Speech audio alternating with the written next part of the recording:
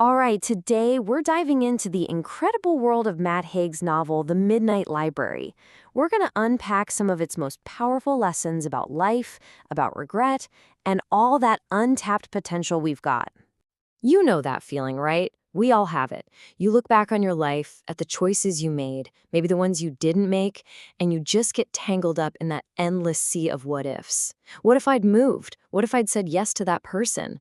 Man, that kind of regret, it can be a really heavy weight to carry around. So, this is the brilliant idea at the heart of the novel. Imagine this, a place that exists somewhere between life and death. It's this vast, seemingly infinite library. And for the main character, Nora Seed, it's a chance to finally get answers to all of her what-ifs. Every single book on every shelf is a doorway into another life she could have lived. All right, first up, the Library of Regrets. See, before Nora can even think about exploring other lives, she first has to face her own, which, in her mind, feels like it's been built brick by brick with nothing but regret. So, let's meet Nora Seed. When we first meet her, she is just completely crushed by this weight. She's convinced that every single decision she's ever made was the wrong one, and that her life is, well, a total failure. The key thing here is that her entire view of herself is built on this feeling, but she's about to find out that her regrets are based on a story where she's only read half the pages.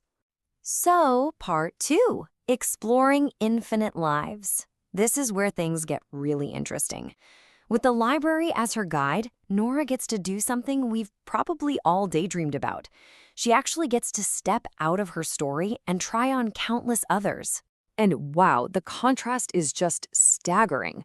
On one side, you have the life Nora thought was her only reality, one she saw as a failure, just riddled with self-doubt. But on the other side, look at all these lives that were always inside her. It turns out she had the potential to be a brilliant glaciologist, a world-class Olympic swimmer, even a famous rock star. A glaciologist, an Olympian, a rock star. And that's just a tiny sample of what she explores. I mean, just 3 examples. She jumps from one life to another, each one the result of one tiny choice she'd made differently. It's such a powerful reminder of how much potential we all have, you know? Stuff that's often just buried under our own self-doubt.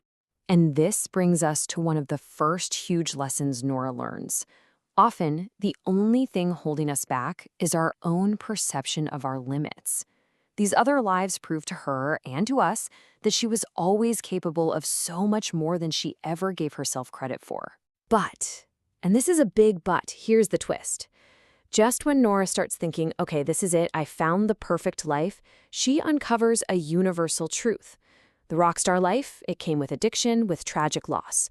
The life where she married her ex-boyfriend, it was filled with its own kind of quiet heartbreak. Every single life had its price. So the lesson becomes pretty clear, right?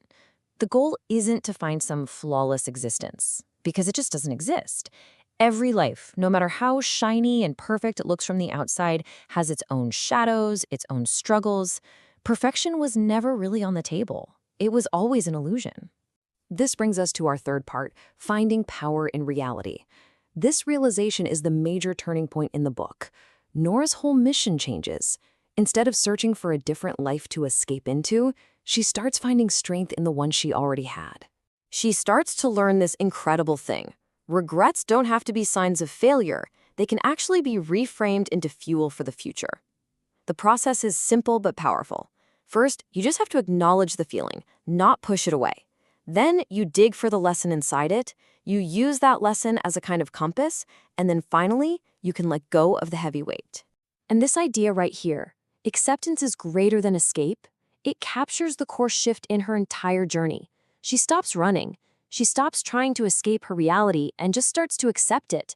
She figures out that real peace isn't found in some fantasy life, but in finding the meaning and the value right where you are. So what actually makes a life meaningful? Is it the big, flashy achievements like being a rock star or an Olympian? Well, Nora finds out it's not. It's the stuff on the inside. It's connection with other people. It's acceptance of what is. And it's empathy and forgiveness, not just for other people, but, and this is huge, for yourself.